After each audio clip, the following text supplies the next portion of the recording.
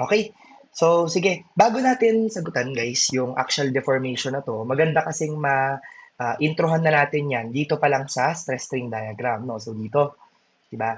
So, sige, discuss lang natin 'yan, 'no? Okay.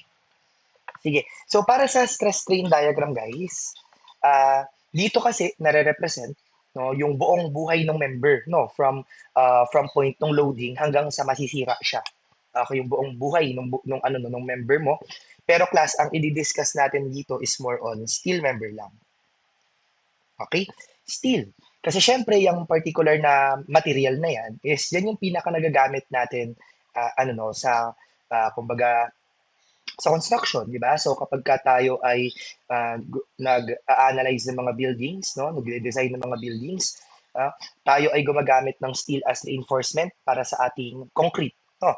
Kaya nga tayo merong reinforced concrete beam, di ba? Reinforced concrete na column, so on and so forth, no? Meron nga rin tayong mga structure which is purely steel, di ba? So purong bakal, kaya nga tayo merong subject na steel design, di ba? So ayan, no. So again, more on steel, diyan lang ang pagfo-focus natin na stress strain curve. No, kaya nga ito, yung concept nito magagamit hindi lang sa strength of materials, no. Magagamit siya hanggang design na topic, no, mapa RCD man or steel, 'di ba? So ayun, sige. So stress strain diagram, ang ating y-axis dito is yung stress na ina-apply mo sa ating member. What type of stress? Kasi sabi ano no, na turo sa inyo kanina, 'di ba, na meron tayong different type of simple stresses, no? So, actually yung tinutukoy kong stress dito na ia-apply mo sa steel is axial stress or normal stress, no? So, halimbawa, ito yung bakal diyan, 'di ba? So, ito yung steel rod, no? Yung steel rod natin. Halimbawa, yung ends niyan is ikaklamp mo sa dulo ng UTM or Universal Testing Machine, no? Tapos ang gagawin ni UTM, no, is hahatakin niya, ipo-pull niya. So mag-a-apply siya ng pulling force. So ita-tension niya yung ating bakal, no? So halimbawa, mag-a-apply tayo ng tension dito. Ayan. Again, axial force yung made-develop, no? Kasi that is yung force perpendicular siya to our cross-sectional area. No? Halimbawa, ito yung area na i-consider natin. Ayan. Di ba? So class, masasubject yan into normal stress. So ang pag-calculate niyan, edi syempre force over area lang, no? Ito, force over area. Ngayon, ano yung y-axis natin? No, kaya nga stress strain curve eh. Kasi ang x-axis mo is yung strain, in this case, axial strain. To be specific, no, axial strain siya. Alright? No, paano nagso-solve ng axial strain? Ayan, solve natin, no? Ayan, axial strain epsilon. No? Ganito kasi yan. No? Sa mechanics of deformable bodies, i-assume natin na deformable na yung object, no, hindi na siya rigid. Okay, kasi pag rigid, hindi yan magde-deform, di ba? So class, kapag ka sinabing deformable yung body, is magde-deform na siya, so ano yung magiging itsura? So ang mangyayari, magkakaroon tayo ng axial deformation. Kasi naglagay ka ng axial load. No? Again, naglagay ka ng axial load, kaya may axial deformation. So anong itsura nun? So halimbawa, no, ito yung magiging itsura ng ating rod. Ayan, mag-elongate, no, mag-elongate siya.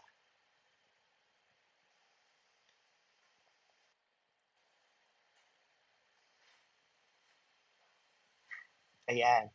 No? So bakit siya mag-elongate? Eh syempre ang in-apply mo is tension. Syempre magso-shorten naman yan kapag ka in-apply mo compression, no? So baligtaran lang. Pero class ang idea, meron tayong additional length, no? So yung change in length natin dito, delta L, is your deformation delta. Okay? Change in length, paano nagsosolve niyan? Eh di ang change in length mo is yung final length minus original length. That is your delta. No? So ganito, meron tayong axial strain, that is yung delta over original length. Okay, so yan yung solution natin ng axial strain. No? So ayan ha, lagay natin dito, delta or deformation, di-divide mo sa original length. Diba? So saan natin ma-relate si y-axis? Si y-axis ngayon is yung ina-apply mong stress. No? In terms of, halimbawa, nag-a-apply ka ng additional load. So, syempre, mas-stress yung member. No? Dito naman, si x-axis, habang gumagalaw ka along x, no? Gumagalaw ka horizontally, ibig sabihin nagkakaroon ka ng deformation, no? Nagkakaroon ka ng additional deformation, nagde-deform actually yung inyong member. Okay? Para sa first portion, no? Para sa first portion ng buhay ng bakal, no? Kasi yung buong buhay ng bakal yung pag-uusapan natin, no? So ganito, kapag ka mababa lang yung loading, di ba? Yung loading na in-apply ng member or ng UTM mo, kunti pa lang, di ba? So ano ang may experience niya? So actually, ang graph natin dito is straight line. Diba? Straight line hanggang sa ma-reach mo yung tinatawag na proportional limit. Diba? Kasi for this whole portion, proportional pa yan eh. Diba? Proportional pa, ibig sabihin, no, they are directly proportional. No, directly proportional at straight line yan. Actually, ang tawag natin dyan, Hooke's law. No, dito, meron tayong Hooke's law na tinatawag. Okay. So again, according to Hooke, dito sa Hooke's law na yan, no, ang sabi niya, the stress is directly proportional to the strain. Di ba? Tapos, anong sabi sa inyo kapag ka meron kang variation? No? So, ang sabi, mag-present ka lang or mag-represent ka lang ng constant of proportionality. So, magiging ano to? Magiging equal sa K times yung ating actual strain. Actually, may specific na value itong K na to. Ang tawag natin sa constant of proportionality na to, gagawin natin siyang capital letter E. So, ang capital letter E, ano siya? That is your modulus of elasticity. Okay? So, modulus of elasticity pala yan, no? Which is, pwede mo rin siyang ma-describe, itong E, yung modulus of elasticity is also the slope, di ba? The slope of the straight line at the proportional, proportional phase nito, yung straight line na phase ng ating stress strain curve. So, class, ito ay E, no? E is to 1, yan yung ating slope ng ating straight line. No? That is the modulus of elasticity of the member. Alright? No? Tapos, ngayon, no, again, directly proportional pa yan kapag ka mababa lang yung loading. Usog ka ng konting-konti dyan, marireach mo na yung ating elastic limit. Okay? Anong ibig sabihin ng elastic limit? So, ibig sabihin kasi class, for this particular region, no, sa region na to, okay, elastic pa yung loading. Diba? O sige nga, paano natin ma-describe na elastic yung loading? Simple lang, no? Ganito, nagde-deform yung object mo, diba? Ayun, no? Nagde-deform yung object. No, once na tinanggal mo yung load na nag-cause ng deformation, anong mangyayari? Babalik siya sa original na shape na parang walang nangyari. No, babalik siya sa original na itsura niya na parang walang nangyari, parang wala kang in-apply na load. No, pag ganon ang nagiging senaryo, mababa pa yung loading, under elastic region pa lang or elastic loading pa lang yung inyong member. Alright? Oh, so once na lumagpas ka dyan, di ano na yon? Diba? Ano yung tawag natin sa stage beyond elastic? Diba? O, pagka lumagpas ka dyan, anong stage na to? Diba? O, may idea guys sa term na ginagamit doon? Kung hindi elastic, di, ano na yon? Anong loading na yon, mga master? O, may idea ba? Uy. Okay, no? So actually pwedeng inelastic, no? Pwedeng inelastic, pero ang mas ginagamit diyan, plastic stage na kasi. So that is correct mga master, no? Nasa plastic stage na. Ibig sabihin nun meron ng permanent deformation, no? Permanente na kahit tanggalin mo pa yung load na nag-cause ng deformation, no? Halimbawa, ito, kunyari ito, ayun, in-apply mo to, pwede nag-deform. Ngayon, kapag ka tinanggal mo yan, yung ilang part lang yung babalik, may matitira. Okay, may matitira na deformation. No, na kahit tinanggal mo na yung load, no, meron pa ring natirang deformation. Anong tawag mo sa kanya?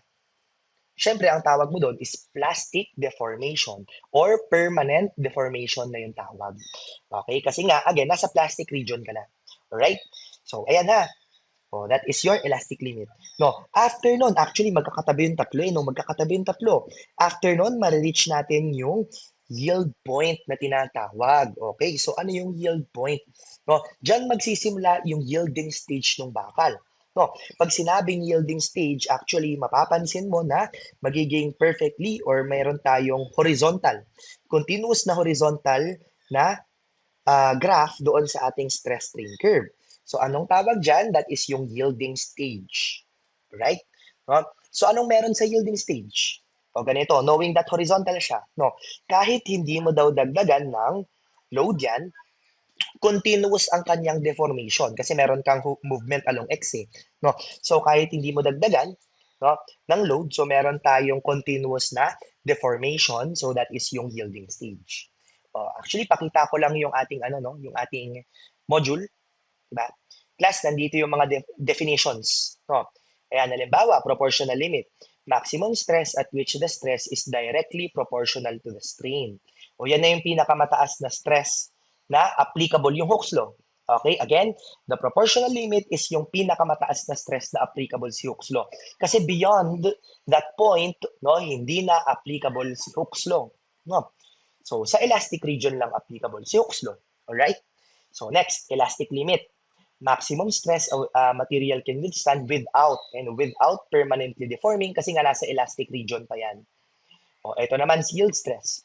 Marking the transition from elastic to plastic. Okay? So, ayan.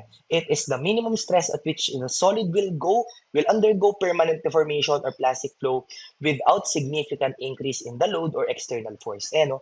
Without significant increase in load. Kahit di mo nga dagdagan yung load mo or stress, meron tayong continuous na plastic deformation. So, yun yung yielding stage. Alright? So, ayun. Next. Yung next dito is yung tinatawag na strain hardening phase. Ayan. So class, may makikita kang kumbaga may rise or increase ng strength ng member, no?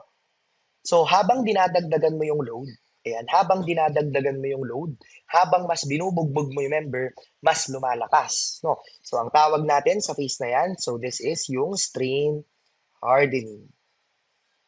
'Di ba? Para saan 'yan? 'Di ba? Actually, class, nag-a-arrange yung molecular na structure ng member mo para mas malakas siya. No? So again, binubugbog mo, mas lumalakas. 'Di ba? Parang ano lang 'yan, 'di ba? Parang main character ng mga pinapanood nyo na anime, di ba? Si Naruto, no? Halimbawa, binubugbog mo na binubugbog, mas lumalakas. Parang gano'n, no? So, gano'n yung idea niya, no? Mas nilalakasan mo yung load na ina-apply mo, so dun siya mas lumalakas. No? Ang example nito is halimbawa, ito na lang, no? Yung mga blacksmith or yung mga swordsmith natin, yung mga gumagawa ng mga sword, yung mga espada, ano ba yung panday, di ba?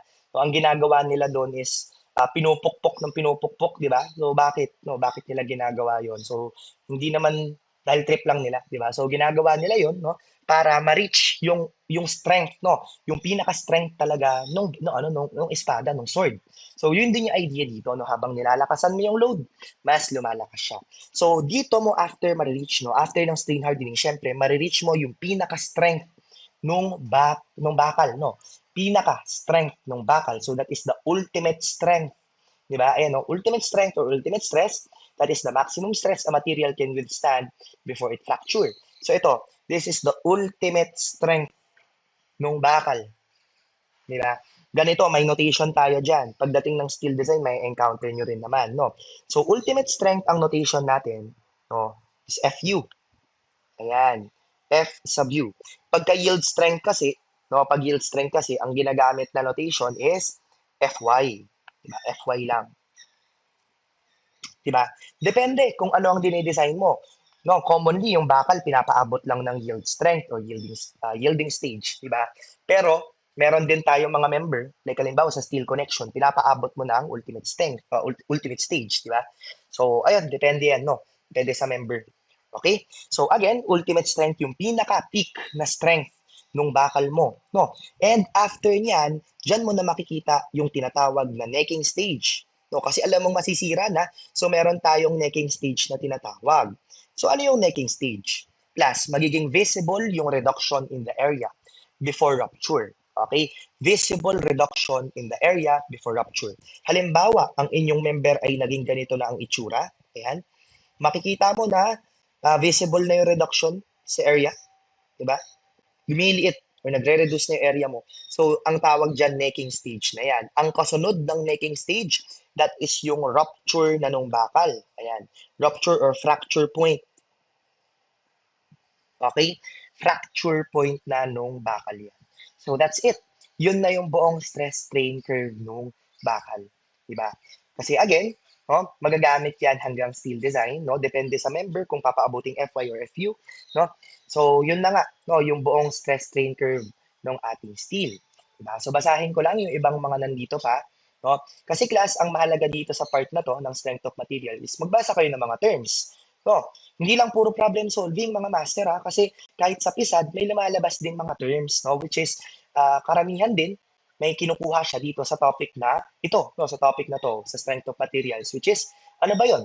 So, yung sa materials natin, no, sa materials natin, halimbawa, yung ability ng materials, no, yung different ability ng materials like ductility, malleability, anong difference ng dalawa na to? No, ductility is the ability to be stretched or drawn into thin wire or thread without breaking. Then, malleability naman is the ability to be pounded or rolled into various shapes or thin sheets without breaking. Ayan. So, class ductility, this is more on ano, pag sinabing ductility, di ba? Anong strength siya malakas, no? Ductility kasi, yung member mo dito is more on malakas sa tensile strength. Anong mga example nito? Halimbawa, yung bakal. Yung steel itself, no, yung bakal na pinag-uusapan natin, mataas ang ductility niyan. Kumbaga, malakas na tension force or tensile force mo na ang i-apply mo bago yan maputol. No, bago maputol. Okay, yung mga tire wires, di ba? So, example yan. No? So, that is, again, malakas yung tensile strength nila before rupture. Si malleability naman, no, parang yan yung counterpart niya sa compressive strength, no? More on compression. Diba? So, paano ka mag-a-apply ng compressive strength dito sa particular na mga member na malleable? So, nag-a-apply ka ng, halimbawa, ng pounding. No, pinapalo mo na martilyo, no, pinupukpok mo na martilyo, pounding. So, hindi agad-agad nagbe-break, nagde-deform siya continuously, hindi siya nagbe-break. So, that is yung malleability. Alright? So, eto pa, ano pa tong mga to? Fatigue. Ayan, ano naman yung fatigue? Material failure due to repeated stress cycles, leading to cracks and failure below the material's ultimate strength. Alright? No, kasi meron tayo, no, mga members, 'di ba? Siyempre practical sa mga structures natin, no. Meron tayong mga member na repeated yung kanyang application ng load, no, paulit-ulit, repeated, kaya ang nangyayari is way before ultimate strength, nagfe-fail na kagad yung member. So, anong cause, no? Ang cause nun is yung fatigue, 'di ba? So, next, ito naman, creep is the gradual deformation of a material over under constant stress, often at high temperatures. No, ito namang creep is additional deformation. No, karagdagang deformation yan. No, saan siya galing? Hindi siya directly galing sa load. No, so galing siya dahil sa sobrang tagal siyang subjected to that particular load. No, dahil sa matagal mo siyang subjected to load, nagkaka-additional load. So ang tawag doon is creep. No, creep naman ang tawag. Alright? So ito, strain energy. Ano naman tong strain energy? No, may formula pa nga dyan. No? Discuss na lang natin tong formula na yan. No? It is defined as the energy stored in a body due to the deformation. Okay, the strain energy muna, no? Itong strain energy may formula. Actually, pwede mo siyang ma-solve is the area under the load and deformation curve. O, P versus delta curve. Diba? So class, dito, parehas lang yung itsura niyan sa stress strain curve. Kasi ito ginawa lang load, ito ginawa lang deformation. So para sa unang phase natin, meron tayong straight line. Di ba? So class, hanggang sa ma-reach mo yung elastic limit or yung proportional limit dito. No? So class, ang sinosolve natin kapag ka-strain energy. Di ba? O strain energy. Ang sinosolve lang natin dyan basically is the area under this graph, no? Under the load and deformation curve. So, ano gagawin mo dyan? Triangle yan, di ba? So, pagka mag-solve ka ng area ng triangle, 1/2 base times height, di ba? So, ang base mo dito, yung delta, di ba? Yung height mo dito is yung P. Kaya, ang magiging formula dito is 1/2 base times height, or P delta over 2. Diba? So, dyan galing yung formula nyo na nakikita dyan, yung strain energy na tinatawag. No? Again, that is your strain energy. Diba? Ito class, sinubstitute lang yung deformation na equation dyan. No? Yung deformation formula. Sinubstitute lang. Pero ito talaga yung pinaka-formula natin. No? Pag strain energy. Ngayon, ano naman yung strain energy density? Diba? Ito, strain energy density. Wait lang. Ayan. Ano naman tong strain energy density? That is the strain energy per unit volume. Di ba? Per unit volume.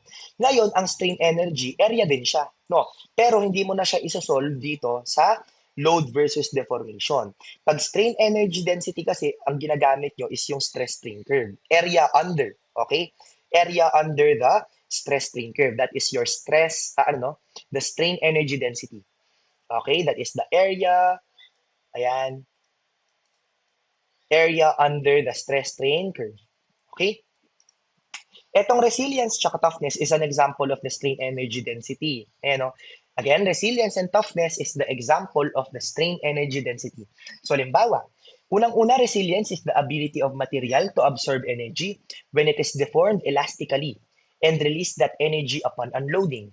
So, class resilience is more on, ano lang, o more on hanggang elastic region lang. Diba? So, pag magsasolve ka ng resilience, ano yun? Strain energy density yan. No? So, pag magsasolve ka ng resilience, isasolve mo lang yung area for this triangle sa stress strain curve. Dito lang sa elastic portion. Kasi doon lang si resilience. Okay? Ngayon, paano naman yung toughness? Bawa, pinapasolve ka ng modulus of toughness ng member. No, modulus of toughness. That is the ability of the material to absorb energy and plastically deform without fracturing. Okay, without fracturing.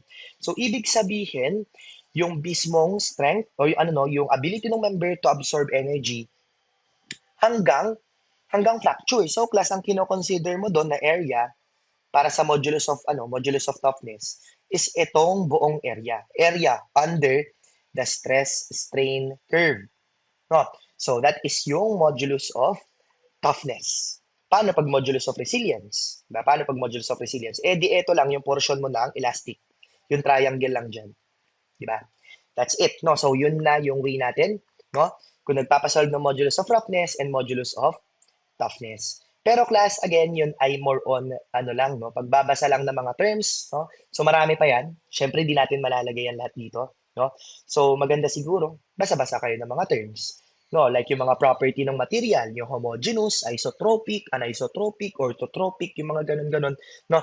So, ayan, pwede nyo basa-basahin yung mga ganong term. Minsan kasi lumalabas-labas yan sa PISAD, di ba? So, ayan, sige. That's it, no? So, dito tayo, class, no? Discuss lang natin yung topic dito, which is yung axial deformation, no? I-relate natin yan sa Hooke's law. Okay? Again, according to Hooke's law, that is stress equals modulus of elasticity times the strain. Di ba? So, class, pwede mo nang masolve yung ating axial deformation. Kasi ang stress natin equal lang sa P over A. Papalitan ko ha. P over A equal saan? E times anong strain natin? Deformation over L. So, you can now solve for your axial deformation, no? Ayan, axial deformation. Delta. Plus, ang sinosolve nating deformation dito is elastic deformation. No? Kasi ano bang sabi natin? Si Hooke's law, kailan lang ba siya applicable? No. Applicable lang siya sa elastic region lang. Eh, dyan lang naman yung slope na E eh. Diba? Dito sa part na to, hindi na po applicable si Hooke's law. No? Iba naman na yung slope dyan, hindi na E. So, ayun. No, elastic deformation lang to. So, that is, pag inayos natin yung equation, magiging PL over AE. So, yan yung equation natin or formula for deformation. Galing lang yan sa Hooke's law. Alright? So, ayun. No, problem solving tayo dito, guys.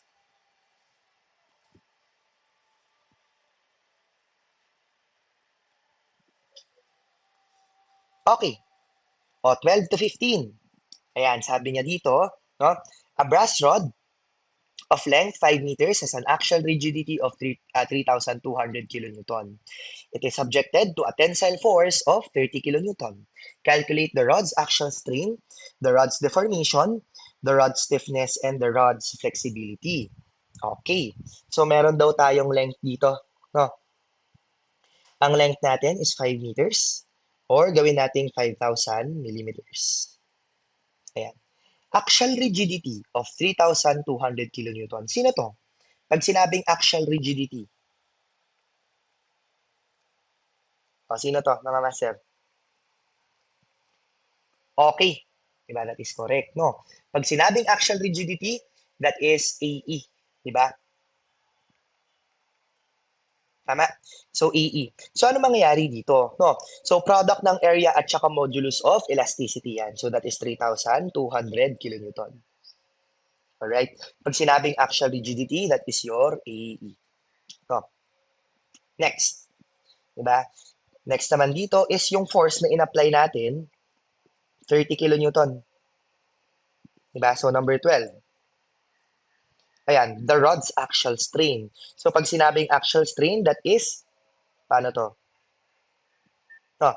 So, that is delta over L. Diba? Delta over L. So, I think isolve ko muna yung number 13. No, masasolve na rin natin yung number 13 dito. No? So, 12 and 13, no? Solve natin.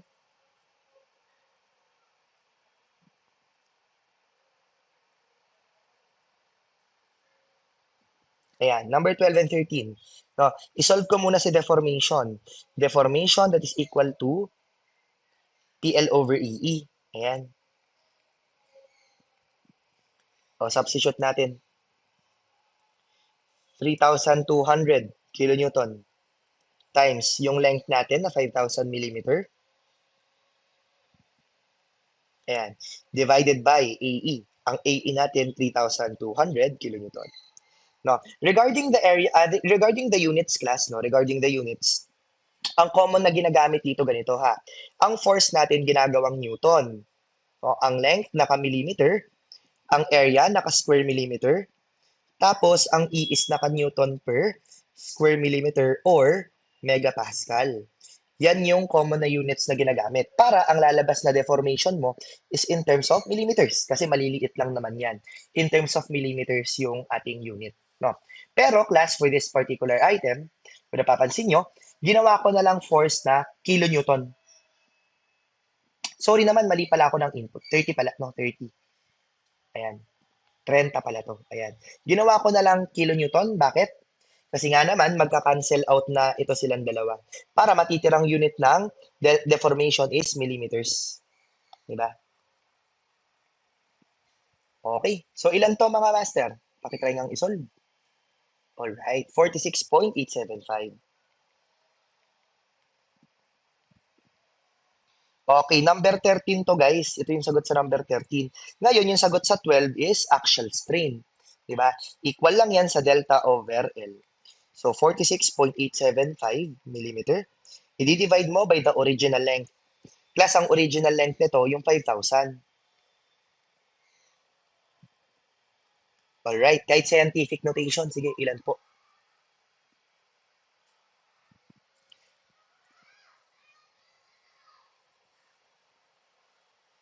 Alright, 9.3749. Ayan, 9.3749 or 375 times 10 to the negative 3. Okay. No, class, unitless to. No, pag sinabing strain kasi, no, pag sinabing strain, more on na ano no, kumbaga ang idea is yung percentage, 'di ba? Percentage ng i-deform niya out of the original length, 'di ba? More on percentage siya. Nire-represent niya yung percentage nung ano no, nung deformation out of the original length, 'di ba? So ayun. No. So class unitless. Meron kang makikita ibang nakalagay diyan millimeter per millimeter. Eh parehas lang naman 'yun, unitless lang din 'yan. Maka-cancel out lang din, no? So ayan. Oh, that is for 12 and 13. How about 14? Ayan. 14, the rod stiffness. Okay. Yung rod stiffness natin is ano to? No, stiffness at saka yung number 15 flexibility, ano yan? Class, parang sa spring lang, no? Pagdating sa spring, meron kang K na tinatawag, no? Pagdating sa spring, ang K is yung spring constant or spring stiffness. That is the amount of force na required para mapadeform mo siya ng ilang millimeter. So force over deformation lang yan, na parang spring lang din, no? So input mo lang dito, meron tayong 30, di ba? 30 kilonewton. Tama? I-divide mo to by, ayan, i-divide mo to by 46.875 millimeter. Alright, so ilan yung spring stiffness natin? Ay, yung ano pala, hindi pala spring to, yung ano, yung rod stiffness. Okay? So, ilan yung rod stiffness natin? Okay, 0.64 daw. Ang unit, kilonewton per millimeter. Okay? Anong ibig sabihin nito? No, ng spring stiffness na yan, or ano no, rod stiffness or stiffness ng member. Anong ibig sabihin? No, dinidescribe lang kung ilan yung force na kailangan per millimeter deformation. Halimbawa, per 1 millimeter deformation, ang kailangan mong force ay 0.64. So, pag mas tumataas ang stiffness ng material, pag mas tumataas ang stiffness ng material, anong ibig sabihin? No, mas mataas yung kailangang force na kailangan para pag-deformin mo ng 1 millimeter. Eh di mas makunat yung material pag mas mataas ang stiffness. No, mas stiff, kumbaga, no. Mas stiff, mas makunat, no. Mas mahirap i-deform pag mas mataas ang stiffness.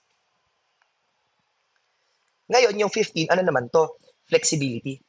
Okay? Class, no, ganito. Reciprocal lang yan or kabaligtaran lang yan ng stiffness. So, formula base ka, delta over P. Di ba? So, ang flexibility natin, pwedeng ang gawin nyo, 1 over ans na lang. Di ba? 1 over ans. O, ilan ang lalabas sa flexibility ng member?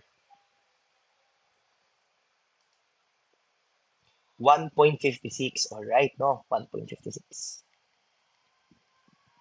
Ang unit nito, millimeter per kilonewton. O, paano naman niya dinidescribe yung ano no, yung member natin o yung material? So per kilonewton of force, ito no, pagka nag-apply ka ng 1 unit of force, okay, 1 unit of force, 1 kilonewton, ang deformation niya 1.56 mm. Diba? So pag mas mataas to, anong ibig sabihin? Eh di mas mabilis mag-deform kasi 1 unit load lang yung ina-apply mo pero sobrang taas ng deformation. Ayan, sobrang taas ng deformation. So mas flexible siya, mas mabilis siyang mag-deform. No? Basically, kabaligtaran lang din talaga siya ng stiffness. Sa definition na, sa formula pa. No? Kasi ang formula niya, reciprocal lang din. Alright? So, yan yung ating first situation, no? Yung stiffness at saka flexibility, that is reciprocal lang ng isa't isa. Okay? Again, take note nyo lang din na axial rigidity is AE. Diba? Meron pa tayong different type of rigidity depende sa type of deformation. No? Halimbawa, meron kang flexural rigidity. Kunyari lang to, no? Meron kang flexural rigidity. Ma-encounter nyo naman to sa mga beams. Diba? Kasi ang beam subjected to flexure or bending. No? Halimbawa, meron kang beam dito. Ayan. Nag-apply ka ng moment. No? Binend mo. So, ngumiti. Ayun. So, meron kang in-apply na flexure. No, pag sinabing flexural rigidity, that is the product of modulus of elasticity at saka moment of inertia naman. EI ang tawag doon, di ba? Di ba? Itong EI, madalas natin nakikita yan sa mga formulas. Pag nag-solve ka ng mga beams, like halimbawa, deformation ng beams. Di ba? 5WL cube over 384 EI, yung mga ganong formula, no? Makikita mo siya yung flexural rigidity. Ano pa? Halimbawa, no? Meron tayong circular shaft, kunyari lang, no?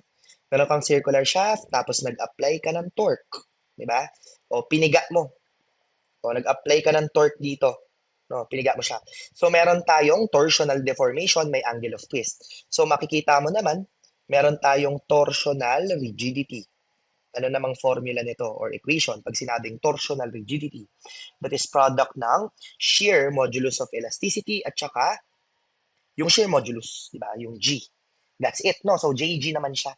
O, makita mo naman siya sa formula ng angle of twist, which is sa mga ibang module na yon ng strength of material. So, dito kasi na-introduce yung term na rigidity.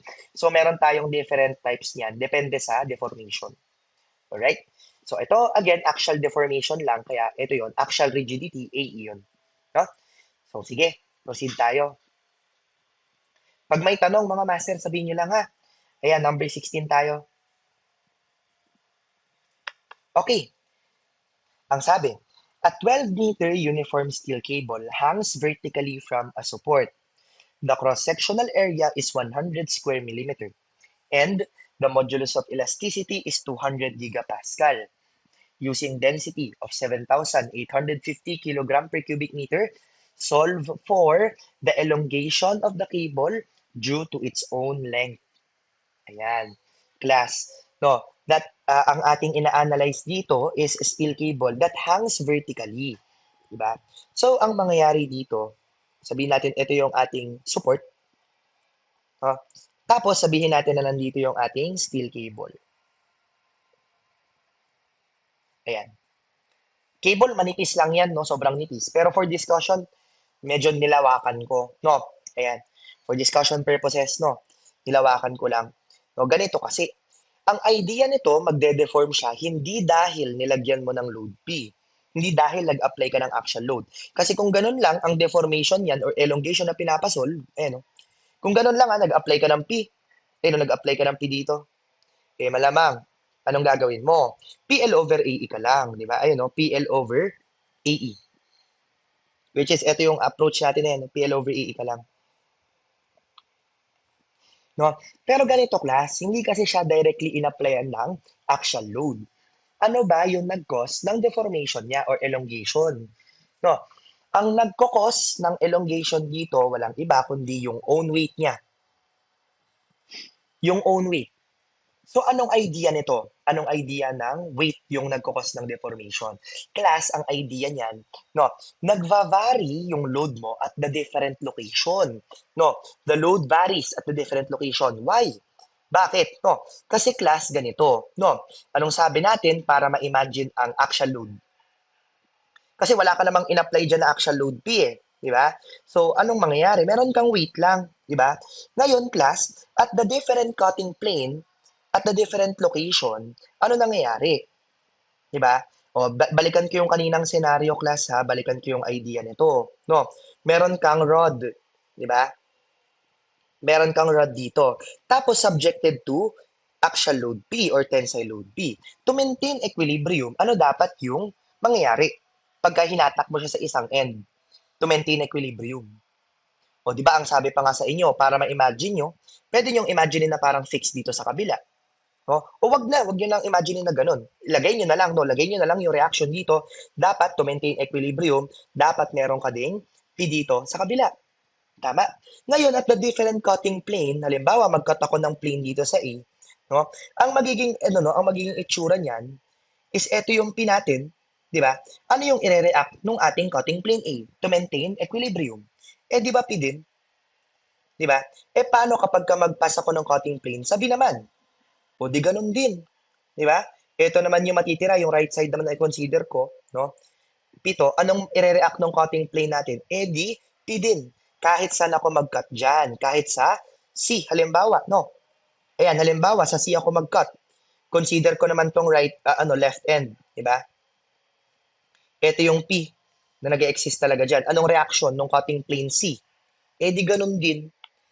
I hope nagigets nyo, no? Kahit saan ang cutting plane natin, anywhere along the length, hindi nagbabago yung load. No? Kaya, ang idea, PL over AE ka lang. Tama? PL over AE. Ganito, no? Pagdating dito, class, ibang senaryo kasi. No? Bakit? The self-weight yung nagkukos ng actual load. No? Ganito, di ba? What if mag-pass ka ng cutting plane dito sa baba? What if mag-pass ka ng cutting plane bahagyang nasa baba ka? 'Di ba? Bahagyang nasa baba. So ano mangyayari? Ang i-consider mo diyan kung cutting plane A ka, no? Ang magiging itsura niyan is maliit na chunk lang nung ating member yung makikita mo. 'Di ba? Oo, may weight 'yan. Yes, may weight. No. Pero class, ang mangyayari diyan, pagka magre-react yung cutting plane mo ay sobrang baba lang, 'di ba? Oh, bakit mababa 'yan? Siyempre, ang cutting plane mo malapit lang sa baba. Yung bigat nitong chunk na to, bigat ng material na yan, sobrang liit lang naman. Siyempre, maliit lang din. Kaya, ang weight nito, maliit lang. Paano kapag ka ang cutting plane ko is bandang taas? O paano kapag ka ang cutting plane ko dito, mga master, ito, cutting plane D. Di ba? So, ano na magiging itsura? Consider ko yung nasa baba. No? Ayan. So, ano magiging itsura nito, guys? So, syempre, may weight ka din. May i-react yung cutting plane B na weight, which is medyo mataas na. Di ba? Magiging mataas na to. No, magiging mataas na yung value ng weight natin. No, bakit? Kasi medyo malaking chunk or piece na ng material mo yung binibitbit ng cutting plane. So, anong ibig sabihin? Nagva-vary yung force habang nag-iiba ka ng location. Di ba? No? Halimbawa, ikaw, o kunyari ikaw, Kung ikaw to, o maglambitin ka dyan, di ba? Halimbawa, ikaw, o maglambitin ka dyan, no? So, sino ba talaga pinaka-mas-stress na part ng katawan mo dyan? Di ba? O, imagine niyo nga, ikaw, naglambitin ka dyan, no? Ano tawag dyan? Monkey bar ka, o kaya mag-dead hang ka dyan, no? Sabihin natin, no, matagal ka dyan, no? Sino ang pinaka-nasa-stress? Di ba? Particularly, actually, yung kamay, di ba? Yung kamay natin or yung ano no, yung arms natin, oo, pero ang pinaka nasa stress diyan, yung paano mo siya gine-grip, yung grip strength mo dito, no? Kung paano mo hino-hold yung sarili mo, no? Kumbaga yung kamay mo dito, ayan, wait lang nabubura. Ayan no. Dito kasi yan yung pinaka nag-hold ng weight mo. Tanungin kita, nasa stress ba yung paa mo diyan? Di ba? Nasa stress ba yung paa mo diyan? So syempre hindi naman, no? Hindi naman yan yung nagbibit-bit ng bigat mo unless nakabaliktad ka diyan, hawak mo yung panghawak mo yung paa mo, 'di ba? So, pero klase yung idea, no? Mas lumalaki yung weight, mas nasi-stress habang umaakyat ka ng location. So, class, ibig sabihin the force varies, 'di ba? O mag-set tayo dito, no? O ito, solve natin ha. Ayan, solve natin dito.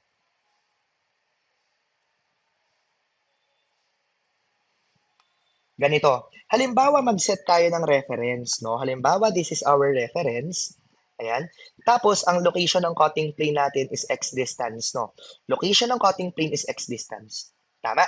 So, ano yung idea? The force varies. Ibig sabihin ng force varies with respect to x. Meron tayong dapat na force in terms of x. Di ba? Kasi nga nagva-vary yung load P natin. No? So, paano yon? Eh di yung idea class, ang mangyayari, pwede kang mag-consider ng ano yon? Sobrang liit na portion or chunk ng material natin, sabihin natin ito. Ayan. Sobrang liit na chunk or portion ng material natin, di ba? So that is what? So meron tayong thickness na dx, di ba? Sobrang liit na portion na magbibit-bit ng load. Kasi ito na yun eh. Kapag ka in-isolate ko yung chunk na yan, yung differential strip na yan, pag in-isolate ko, di ba? O yan yung magbibit-bit ng load na yun.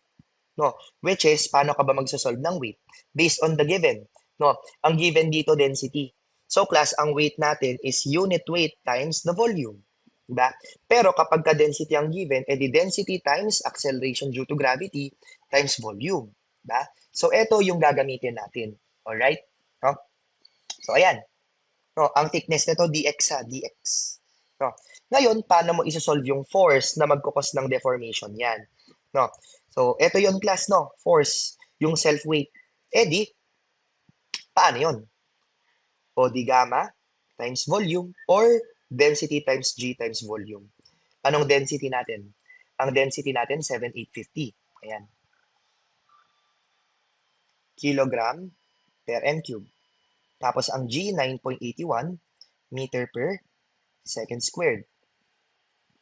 Tama? Tapos, ano yung volume ng material natin? Siyempre, ang area niyan. Ano bang area nito? Diba? Ang cross-sectional area, constant naman. Hindi nagbabago. Buti naman, no? Ang area natin is 100 square millimeter. So, meaning, ang volume niyan will be what? So, meron kang differential volume. Diba? Ang differential volume nito will be area times differential x. Diba? So, that's it. Makakakuha ka ng, ano to, ng sobrang liit na force. Diba? So, ang force natin ngayon will be area. No? Wait lang, no? Ang i-consider natin dito, ito, may differential volume yan.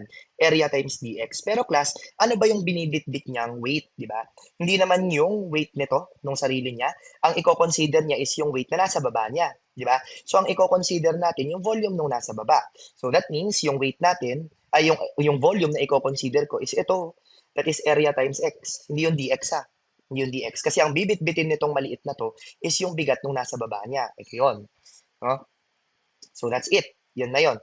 Kaya class, makakakuha na tayo ng differential deformation, d delta. O differential deformation nung sobrang liit na chunk, which is ito. Sobrang liit na portion. So ano yung force mo? E di 7,850 times 9.81, di ba? Times area. Anong area natin? 100. Pero anong gagawin ko? Take note, no? Take note. This is kilogram per m cube. Tingnan natin yung unit, mga master, ha? Yung unit kasi nito, magiging ano? Newton per, ano to? Newton per m cube, di ba? Tapos, ano mangyayari? Para maging Newton per mm cube yan, no? Para maging Newton per mm cube, di ba? Anong gagawin ko dito? Ito, para maging Newton per mm cube, anong gagawin natin? So, class, no, magmumultiply tayo ng conversion factor. Anong conversion factor natin? No, for every 1 meter, we have 1,000 millimeter. Kasi ko-cube ko to, di ba? That's it. No, para naka-Newton per mm cube na. Ayan, Newton per meter cube pala, sorry naman, no? Eh, no, Newton per meter cube. So, maka-cancel out yung meter, matitira na yung per mm cube dyan. Alright? So, ayan. Tapos ito, square millimeter to. O, yan na yung force natin, class, no? Yan na yung P. Ngayon, multiply na rin yan sa X. Huwag natin kalimutan, ang X naka-millimeter din, no? Ayan. Lagay niyo yung X. Tapos ano pa? Ito pa lang yung P. Kasi ang gagawin natin ditong formula, no? Differential delta equal sa P times anong length ng material na to, length ng member, eh di dx, di ba? All over area times modulus of elasticity. Di ba? Ito rin magiging ating equation eh. No? O di, paano yan? May dx pa pala dito, tapos di-divide mo pa ng area, tsaka modulus of elasticity. Maka-cancel out naman pala yung area. Di ba? Pwede ko tong i-cancel out, guys, yung area. Di ba? So, ano matitira? We can take the integral na. No?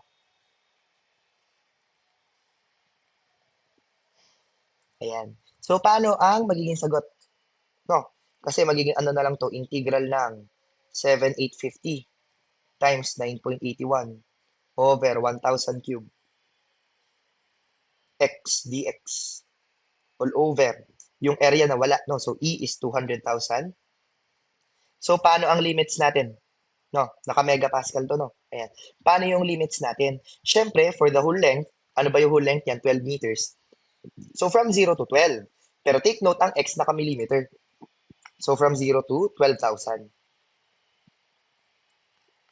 Try nyo na lang i-integrate, guys, no? Kasi yun na yun.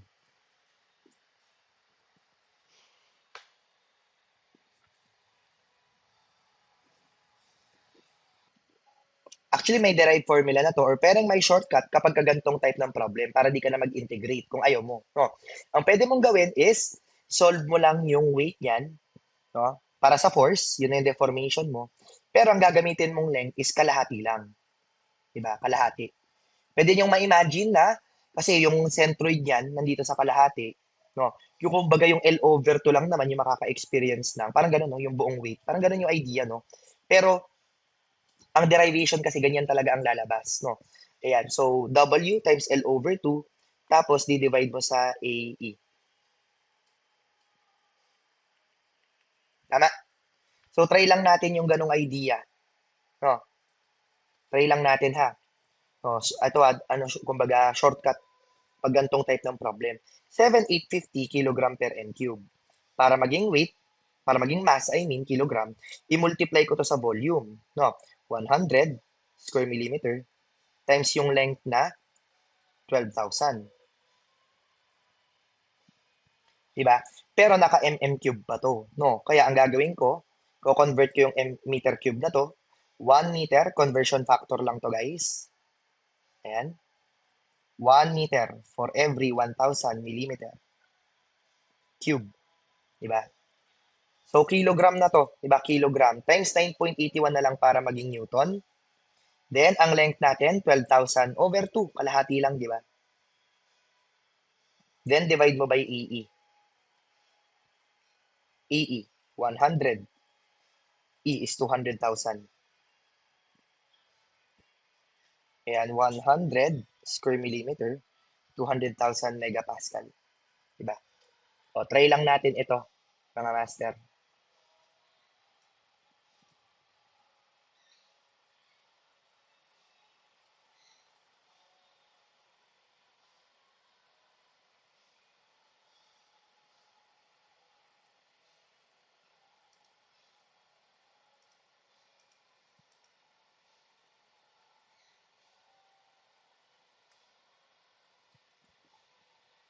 Ano to?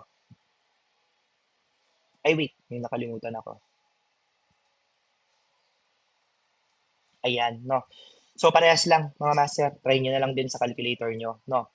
So, ayun. Para lang din na kayo mag-integrate, pwede nyo gamitin to. Kalahati lang yung gagamitin nyo. Tapos yung force is yung buong weight ng member. No? So, ayan. That's it.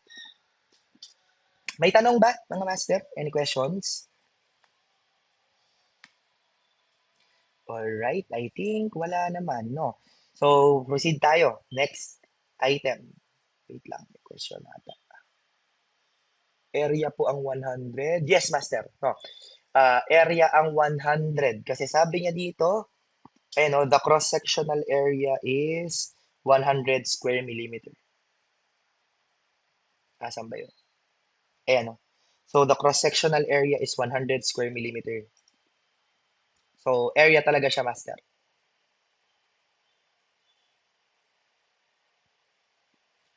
Anong W times L over 2? Ano yan, master?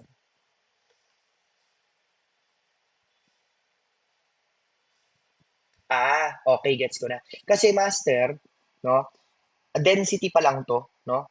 Density. Kumbaga, ito, density pa lang. So, itong mga to, volume to. Diba? Volume. So, area times length. Area times length yan, master. Kumbaga yung W, itong rho times V. Yun yung weight, no? Rho times V. Pero naka-kilograms pa lang, kaya nag-apply pa ako ng conversion factor, no? Para maging Newton. Ito yung L over 2. Diba? Yan yung L over 2 dyan.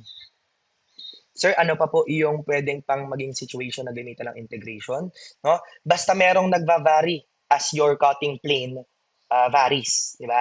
Basta may nagva-vary as long as your cutting plane varies. Kasi yan yung idea ng calculus. Pag merong change with respect to another value, ano yung isang variable natin, yung x, yung location ng cutting plane. Habang nagbabago ang location ng cutting plane, no, tapos yung isang parameter ay nagbabago. Like halimbawa, dito yung force nagbabago, mag integrate ka talaga. Ano pa yung isang example niyan na meron kang, pwede kang mag-integrate? Halimbawa, meron ka ditong tapered na member. Tapered member. Diba? Sabi natin actual load lang. Ayan, actual load lang. T. No, ganito, kahit saan ka mag-pass ng cutting plane, ito kahit saan ka mag-pass ng cutting plane dito, ang value is P. Yung force ay hindi nagbabago, di ba? Ayan, no? Yung force hindi nagbabago dyan. Pero ano yung nagbabago? Ang nagbabago is yung area in terms of your x value. Halimbawa, ito yung x. Di ba? Habang nagba-vary ka ng x dito, no, ng location x, nagba-vary yung area. So, dapat meron kang area as a function of x. So, yun yung i-shoot mo sa area. Diba? Sa PL over AE. Yan yung isa pang common na example dito or common na scenario na mag integrate ka. Dito kasi, ang nagva-vary sa example natin is yung load, no? Yung force. No? Yung area, hindi naman eh. No? Hindi naman siya nagbabago. So, that's it. Yan. Any questions pa? Meron pa ba? Kasi proceed tayo, no? To our next example. Ayan.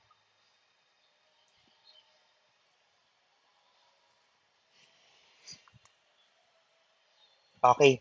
A steel rod with an original length of 100 millimeter and an original diameter of 10 millimeter is subjected to a tensile test. The yield load is recorded as 40 kilonewton and the ultimate load is 60 kilonewton. After fracture, the length of the rod is measured to be 120 millimeter and the diameter of the at the fracture point is 8 mm. Ayan. Calculate the following. The yield stress, the ductility, no? Dalawang ductility yan. Engineering ultimate stress and the true ultimate stress. No? So class, anong difference nitong dalawa? Meron kasi tayong tinatawag na engineering stress or nominal stress. Ayan. Engineering stress or nominal stress, meron din tayong tinatawag na true stress. Di ba? Knowing that ang calculation natin is force over area lang, di ba? Parehas lang yan sila.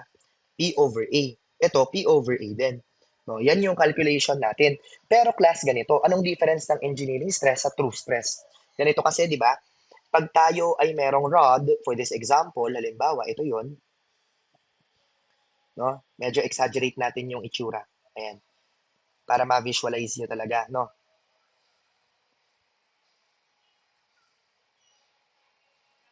Ayan. Kapag ka-in-applyan kasi natin ng load to mga master, magde-deform siya. Di ba? Mag-elongate. Tama? Pero saan galing yung additional length na yun? No? Saan galing? Saan manggagaling? Ano yung magic lang ba yun na nadadagdagan ng ano yun, ng length? Diba? Hindi naman pwede yun, no? So, syempre may pagkukuhaan. Ang mangyayari, magkakaroon ka ng additional length, pero at the same time, mare-reduce yung area mo. Kasi tinetension mo. Pag kino-compress mo yan, mababaliktad. Masu-shorten yan. Mawawalan ng length, di ba? Mawawalan or mare-reduce ng length. Mag-shorten pag kino-compress mo. Pero madadagdagan naman ng area, di ba? Magkakaroon ka ng increase ng area, di ba? So, ayan ha, idodrawing ko dito para mas ma-imagine nyo guys. Exaggerated nga lang, no? Ayan. Ibig sabihin, magre-reduce ng area yan. Pero at the same time, mag-i-increase, di ba? Mag-i-increase ang kanyang length. O, ito, exaggerate natin. Kumbaga, yung dash na color purple dito, yan ay yung final na itsura niya or deformed length. No? So, class, ganito kasi. No? Pag nagsosolve ng engineering or nominal stress, we are always using the original area. Yung hindi pa nagde-deform. Diba? That is your engineering or nominal stress. Pag true stress kasi ang ginagamit is yung final area or yung true area, yung deformed area niya. Diba? No? So that's it. Yun yung basically na difference, no? Pero ang nakasanayan kasi natin, ito naman talaga. No? Pag nagsasolve ng stresses, yan ang nakasanayan. Bakit? Kasi komplikado kapag ka kinoconsider mo pa yung actual area, mas nagiging komplikado lang yung usapan. So para sa mas simple na usapan, no, for simplified calculation, ito yung area mo dyan, di ba? Ito yung true area mo or yung final area mo. Pero yung ginagamit natin dyan sa calculation normally is yung original area na hindi pa siya nagde-deform. Di ba? So that's it ha. Yan yung idea.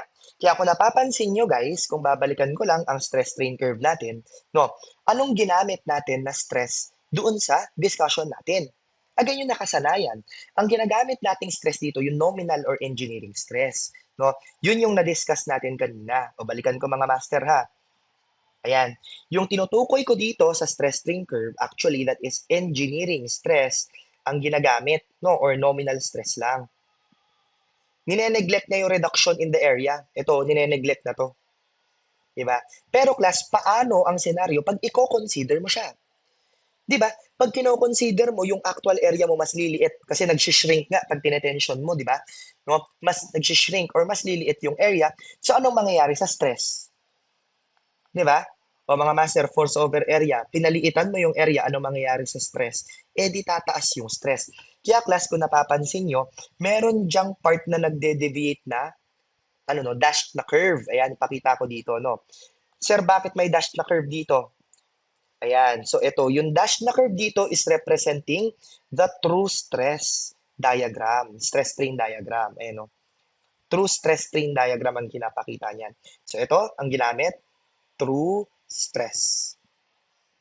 Malamang tataas talaga yan. Dito nga sa necking stage, meron kang visible reduction in the area. So pag ginamit mo yung totoong area na yan, ano no, magkakaroon talaga ng increase ng stress. Diba? Pero again, ang kinoconsider na for simplicity is yung nominal stress or engineering stress. No?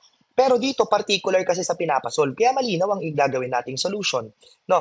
Ilagay ko muna original length. No? Yung mga given, ilista muna natin ha. Original length, 100 mm. Ano pa? Original diameter, 10 mm. Ayan. The yield load. Okay, force for the yielding stage, no? Ayan, yield load, 40 kilonewton. Next naman, the ultimate load. Ibig sabihin, yung force na magkukos sa kanya na umabot sa ultimate strength. That is 60 kilonewton. Next, after fracture, the length of the rod. Ito, final na to. Final length, 120 mm. Tapos ano pa? Yung final diameter natin nung nagkaroon na ng fracture is 8 mm. Ayun, mas lumiit. O paano natin isa-solve ang yield stress, mga master? Di ba? Yield stress, Fy or sigma y. Di ba yung yield load, di-divide mo lang sa area. No? Eh di 40 kilonewton.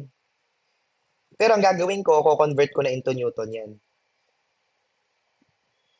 Tapos, anong area natin? Eh di yung cross-sectional area, pi over 4 times. Ano ang gagamitin nating diameter? O sige nga, kung kayo ang magsasolve nito, mga master, anong diameter ang gagamitin nyo?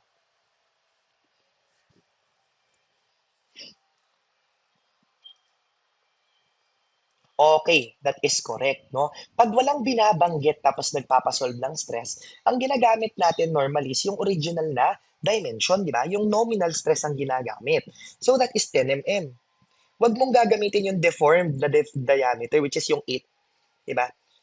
Ayan. So pakisolve to, ang lalabas na ka-megapascal. Ilan po ito, mga master? Yield strength or yield stress ng bakal.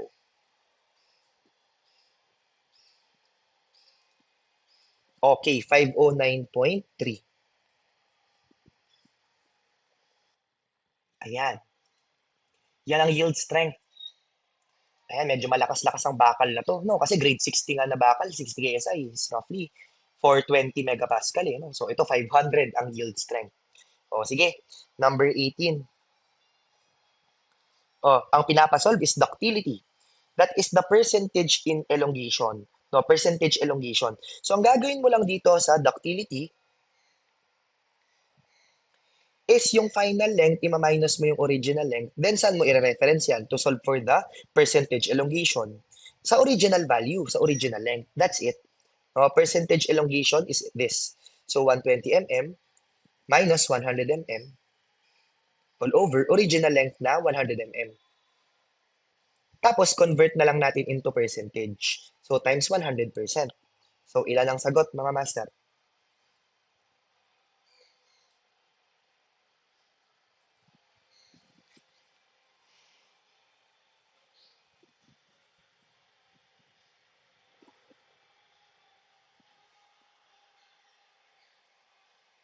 Okay, 20% ang sagot, no? So yan yung percent elongation. Ang idea niyan, yan yung strain. Pag pinasolve sa inyo yung strain, 0.2 yung sagot, di ba? Pag pinasolve yung strain, delta L over L yun, no? So pag pinasolve yung strain, 0.2. So ang ibig sabihin ng strain na 0.2, 20% ng original length yung dinagdag or yung dineform niya. Diba? Yun yung idea nun ng strain or percentage in elongation. Number 19, ano naman to? Percentage reduction in the area. Again, percentage reduction in the area. So ano to? Final area minus original area all over original area. Ganun lang yan, mga master. No?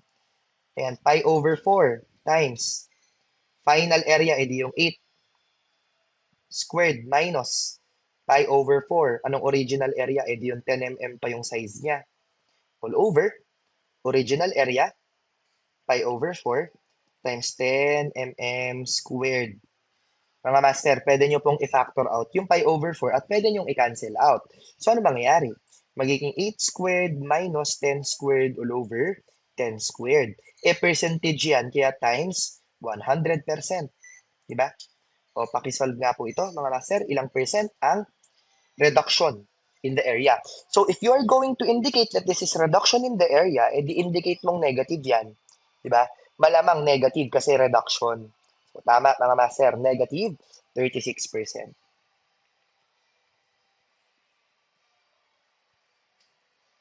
Alright. Number 20, engineering ultimate stress. Ayan. Engineering ultimate stress, ito naman true ultimate stress. So, I think mabilis na lang to, no? Yung ultimate load lang ang gagamitin mo. Okay? Yung ultimate load, di-divide mo lang by the area. Pero knowing that number 20 is engineering stress, edi yung original area ang gagamitin ko. So ano yung ultimate load natin? 60 kilonewton or 60,000 newton. Divide natin by the original area, pi over 4 times 10 mm squared. So pag sinabi niyang engineering ultimate stress or kahit ultimate stress lang, sinabi niya lang ultimate stress, ito yung sagot. No? Ilang megapascal to, mga master? 763.94. Next item is true. Di ba? O, 21. true, di ba? Or, lagyan ko na lang ng extra subscript na true stress to ha. So, 60,000 Newton, yung load na nag-cause ng ultimate load or ultimate strength niya. Then, ang area natin is 8 mm na lang. O, ilang megapascal po ito, mga master? Ginamit natin yung true area. Ayan, 1193.66. Alright.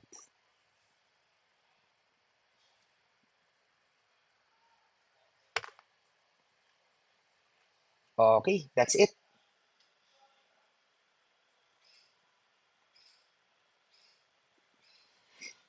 O, ganito, no? For our next topic naman, guys, no?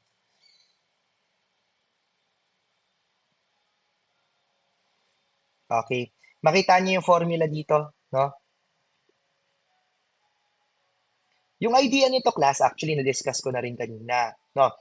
Yung idea nito is meron kang uniaxial loading, niloadan mo lang siya at a specific axis lang, no? One axis lang. Kaya nga uni-axis, no? One axis loading. Doon mo lang siya loloadan, no? Pero anong idea, no? Halimbawa, di ba? Ang idea is meron kang tension, no? May tension or tensile force kang in-apply.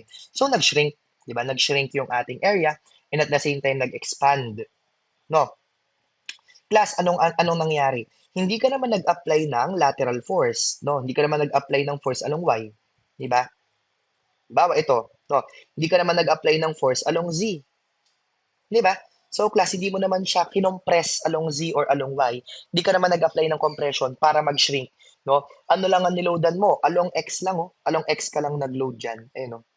Pero nadamay yung Y at saka yung Z. Ganyan yung idea nitong uniaxial loading. Kahit hindi mo siya loadan along that axis, hindi mo siya niloloadan along Y, hindi mo siya kinompress along Y, hindi mo rin siya niloadan along Z. Pero nadamay sila kasi ang niloadan yung x-axis. Diba? Ganun yung idea niyan. So, meron tayong uniaxial loading. No? Meron tayong tinatawag na Poisson's ratio. Okay, Poisson's ratio denoted by V. Ayan. So, paano ang formula nitong Poisson's ratio? So, that is lateral strain, di-divide mo lang sa longitudinal strain or axial strain na tinatawag, no? Ayan, lateral strain divided by longitudinal strain. Nilalagyan pa to normally ng negative sign. No, mamaya may encounter nyo kung bakit, no? Bakit nilalagyan ng minus sign ang formula. Okay, so ito yon ha.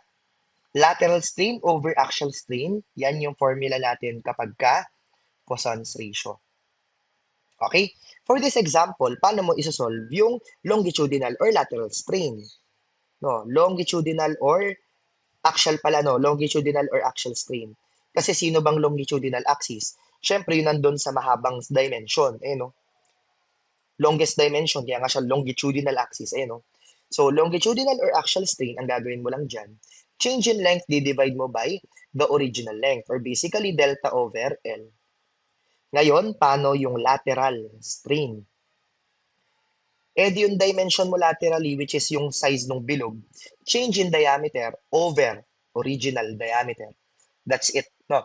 Ganyan tayo mag-solve ng lateral strain at saka longitudinal strain.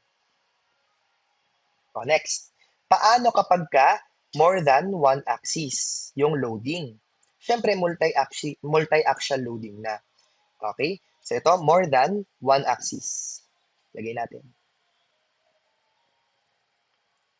More than one axis of loading.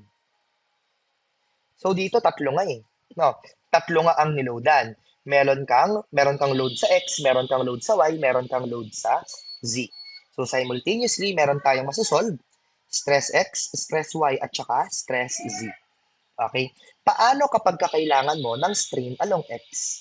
Tapos may load ka simultaneously dito sa all directions natin.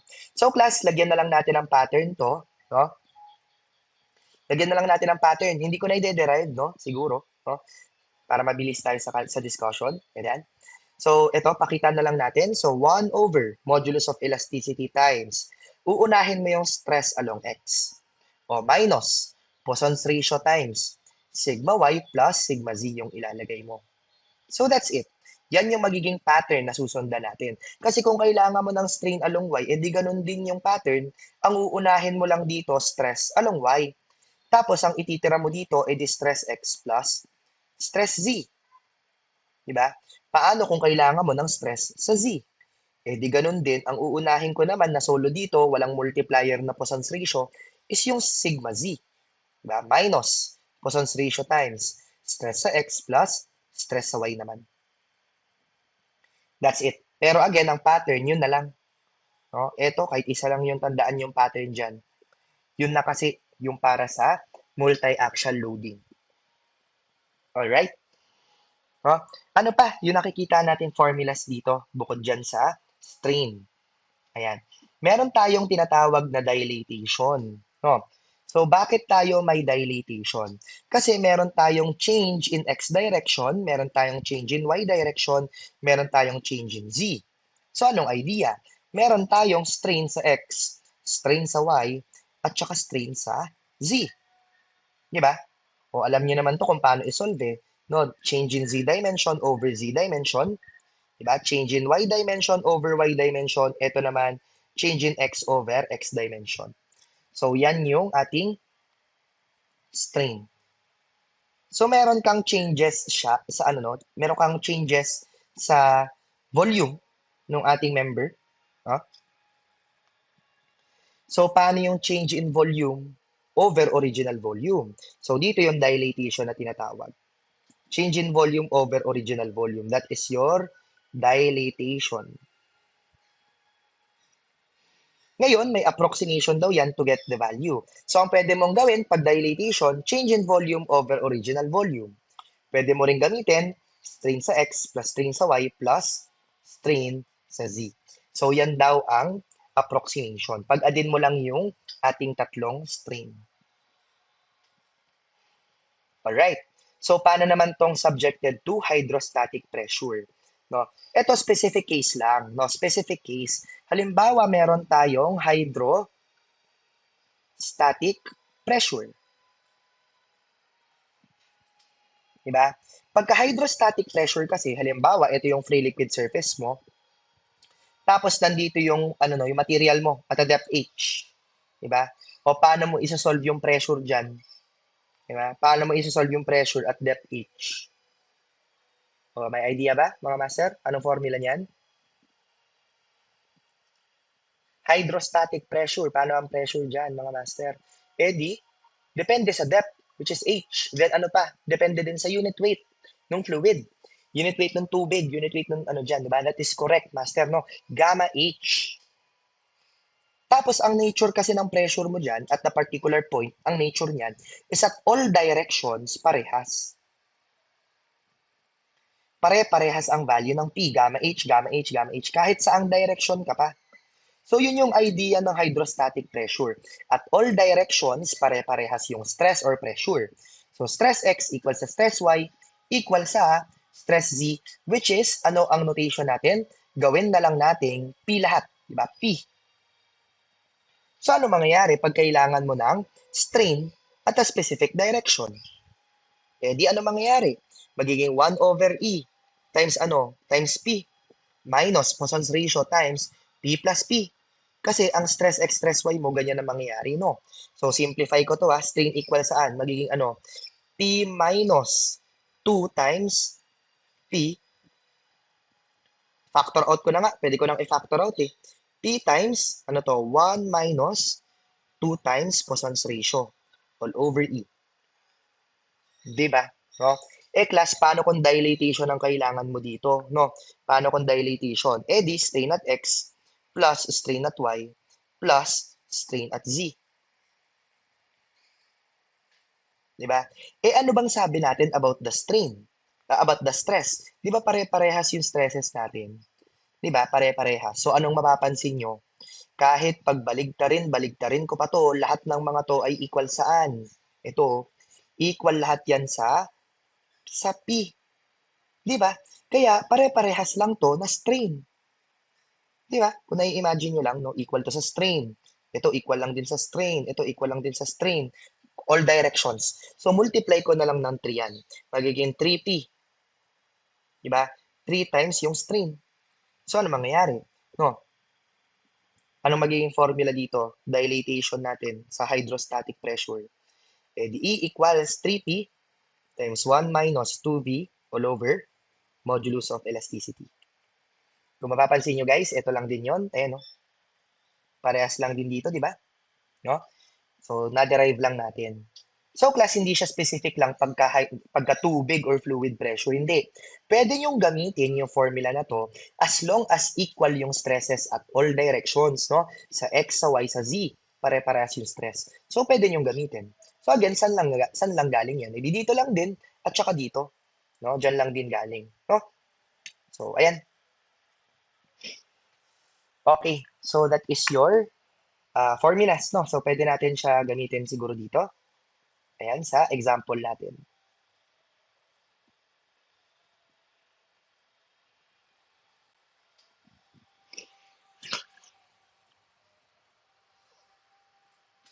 Ayan, so ito, basahin ko muna yung problem mga master.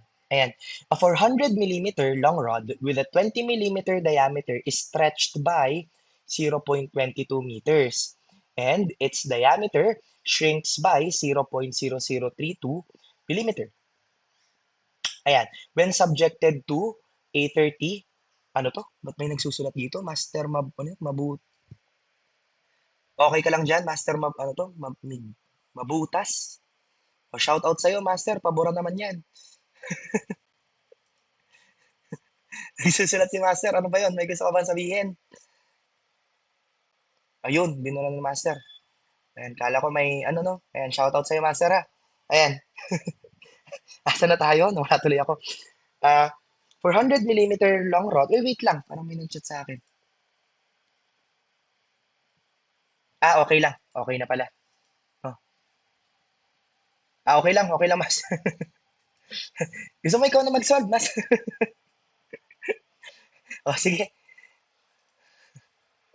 Nakakapagsulat pala kayo, no? Ayan, a 400 millimeter long rod, ayan, 20 millimeter diameter. Isulat ko na lang yung given, mga master, ha? Ayan, ang length daw is 400 millimeter. Ayan. Tapos, yung diameter natin, 200 mm. Ay, 200 tuloy. 20 lang. Stretched by 0.22. Ibig sabihin, yan yung deformation or yung delta L. 0.22 millimeter. No. Plus, nag apply din tayo minsan dito ng sign convention na maaari nating i-apply. No. So, class, ang sign convention natin dito, since nag-elongate tayo, nag-elongate siya, positive. Kapag ka nakakakita ka ng negative na axial deformation, anong ibig sabihin nun? Pag negative ang axial deformation, edi more likely, ano yun, no? Compression yung in-apply, nag-shorten siya. Diba? Ayan. The diameter shrinks by, ayan, no? Delta dito, kasi yan yung shrink. No? Ibang usapan pagka ang sinabi, the final diameter is ganito. So, ibang usapan yon, final diameter yon. Ito kasi mga original value. No? So, ito, change in diameter to. Nag-shrink ng ito final minus original na to. That is negative 0.0032. Sir, bakit negative? Kasi nga nag-shrink yan eh. Lumiit. Diba? Subjected to load P natin, 30 kilonewton. The rod is made of homogeneous. No, anong ibig sabihin mga master pag homogeneous ang material mo? No, made of the same material. Okay? Yung property ng material ay pare-parehas, no? Isotropic, again, pag sinabi mo namang isotropic at all directions the same. No, same same properties. Ayan. Same properties at all direction. Again, mga ganyan, basa-basa tayo ng terms, no? Same properties at all direction. Isotropic 'yun, no? 'Di ba? May mga material kasi tayong anisotropic. Anong ibig sabihin naman kapag anisotropic? Kabaligtaran siya ng isotropic, 'di ba? Pag anisotropic, iba-iba ng properties at different direction, 'di ba? Halimbawa, common example is wood, 'di ba? Meron ka kasing kahoy, tapos merong mga grain, 'di ba? No? Pag chinap mo yan at this specific direction, minsan malakas, no? Halimbawa, ito, pag chinap mo dyan, mabilis maputol kasi nandyan yung grain. Pero pag chinap mo dyan dito at this direction, malakas yung resistance, no? Kumbaga mahirap siyang putulin dyan kasi against the grain ka naman. No, ganun yung idea. No, at different direction, iba-iba ng property. No, pagka anisotropic. Kapag isotropic at all directions, that is the same. Ayan. Sige, anong sabi niya? Determine the modulus of elasticity, the Poisson's ratio, and the dilatation. Okay, dito muna tayo sa 22. No, paano natin isosolve ang modulus of elasticity? Eh di ang pinaka-pwedeng gamitin dyan, si Hooke's law. No, Hooke's law. Modulus of elasticity equal lang yan sa stress over strain. Di ba? So, ibig sabihin, ang stress mo dito is, ano to, P over A, tapos ito naman, di-divide mo naman sa delta L over L. Diba? So, substitute natin ha, ang force natin is 30,000 Newton. Then, divide mo ng pi over 4, ano ang size na gagamitin ko ng diameter? Siyempre, yung original, no, 20 mm squared. That is your numerator, kung ilang megapascal man yan. Tapos, yung ating strain will be 0.22 mm. Di-divide mo sa 400 mm. Ayan, so makukuha natin ang modulus of elasticity ng ating material.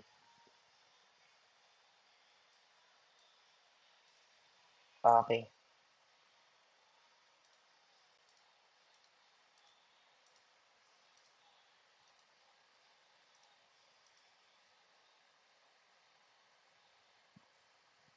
Ayan, parehas ba tayo na nakuha, mga master?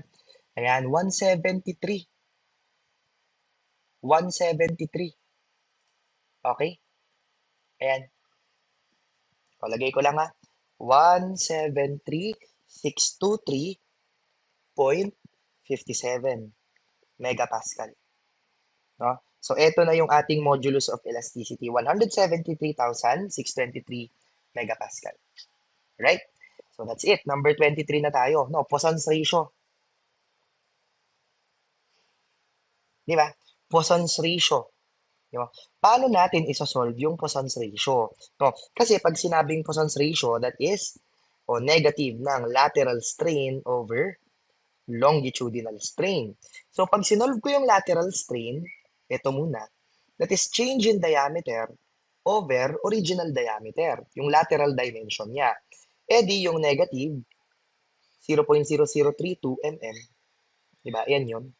Tapos, i-divide ko sa original diameter, which is 20 mm. E di negative ilan to? O, try natin sa calculator natin ha. No? O, negative 0.0032 over 20. Ayan. So, negative 1.6. Ayan. Negative 1.6 times 10 to the negative 4. Ah.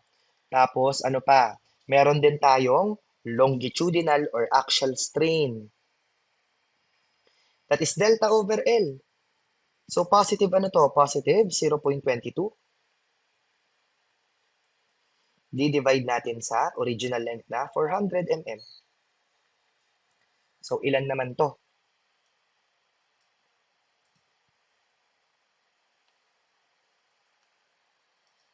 5.5 naman. 5.5 times 10 to the negative 4. So, that's it. No? Class, napapansin nyo sana, no, na lagi silang magkabaligtaran. Okay, laging magkabaligtaran. Kasi, ganito ang idea nito, tinetension mo yung member. Kaya ano nangyari sa longitudinal dimension? Naging positive, nag-increase. Tinetension mo kasi, binabatak mo. Ngayon, ano nangyari sa lateral dimension mo? Nag-shrink. Kaya nagkaroon ng negative. So, laging baligtaran to, itong dalawa. Na kung saan, kapag ka-compression ang in-apply mo, baliktad. Pag kinompress mo naman yan, magne-negative naman to, tapos yung lateral mo yung magpa-positive. So, ano mangyayari pag pinag-ratio mo yung dalawa na laging magkasalungat ang sign? Laging magiging negative yun. So, yun yung purpose ng negative sign sa formula ng Poisson's ratio. Ang purpose nitong negative sign is to ensure that the Poisson's ratio is always positive. No? Lagi kasing positive ang Poisson's ratio, hindi po siya pwedeng maging negative. Yun lang naman. No? Kaya pwede na natin ma-substitute. Okay? So, Poisson's ratio is equal to negative ng negative 1.6 times 10 to the negative 4 all over 5.5 times 10 to the negative 4. So, magiging positive. O, ilan ang sagot mga master? 0.291. That is correct, no? Ayan. 0.291. So, that is your Poisson's ratio. Okay, tanong muna mga master bago tayo mag-proceed. Ayan, wala naman siguro. 24, meron pa tayong 24, no? So, dilatation. Okay, number 24. Dilatation. Pag sinabing dilatation, that is the change in volume divided by the original volume. Or you can use strain X plus strain Y plus strain Z. O, depende kung anong meron. Class, meron ka bang na-solve na change in, ano dito, magiging change in volume over original volume, pwede ba natin ma-solve yan? Di ba? Ganito kasi, no? Ano ang mangyayari? Ang pwede natin gawin is we can solve for the individual strain. Meron naman na tayong individual strain, kaya nga natin na-solve yan kanina, lateral tsaka longitudinal. No? Halimbawa, ito yung cylinder mo or yung rod. No?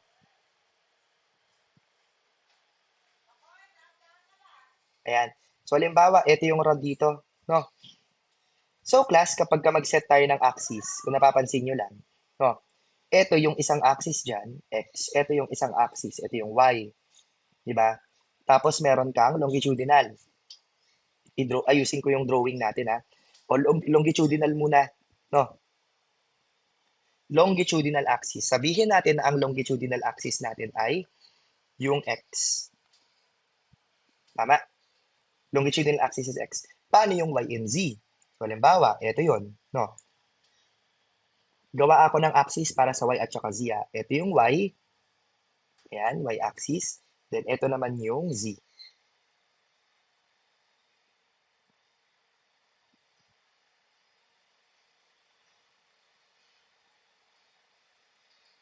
Ayan. So, class, kung ang gagamitin ko or isa-solve ko is strain at X, sino ang gagamitin kong strain? O, sino yung strain at X natin, mga master? Siyempre, yung longitudinal strain or axial strain. O, next, kung ang strain at Y ang gagamitin ko, sino yun? Sino ba yung strain at Y direction? Diba that is also the lateral dimension? Yung sa diameter yan. Yung diameter, diba? Yung strain mo sa diameter, ibig sabihin ang gagamitin ko, yung lateral. Tama? How about the Z? Dito, ayan o. Anong gagamitin kong dimension dyan or strain? Diba? Anong gagamitin natin? Siyempre, sa lateral din, no? So, ibig sabihin, ito na yung magiging formula natin. Dalawang lateral kasi yung Y and Z axis mo, para sa lateral sila parehas. Maparehas sila, circular yan eh. Kaya anong mangyayari? Magiging, longitudinal muna, no? 5.5 times 10 to the negative 4 plus negative, isama mo yung sign, negative 1.6 times 10 to the negative 4 plus 1.6 times 10 to the negative 4. So, negative din. So, ilan ang dilatation natin? No? Ang dilatation, pag sinimplify natin, will be, ayan, 5.5 minus 1.6 minus 1.6. 2.3. Okay. That is correct, mga master. 2.3. 2.3 times 10 to the negative 4. So, kung positive to, anong ibig sabihin? Anong nangyari sa area? Area tuloy. Anong nangyari sa volume? Kasi change in volume over original volume. So, kung nag-positive, anong ibig sabihin? Nag-expand ba or nag-shrink yung volume? O, knowing that positive yan, no? Nag-expand, tumaas, no? O, that is correct. Nag-expand yung volume mo. Di ba? That is correct, no? So, yun na. Ang unit nito, mm cube per mm cube. Pero kahit wag mo nang lagyan, pwede rin. Tama na yun, no? That's it. So, yan po yung solution natin. So, any questions? May tanong ba, mga master?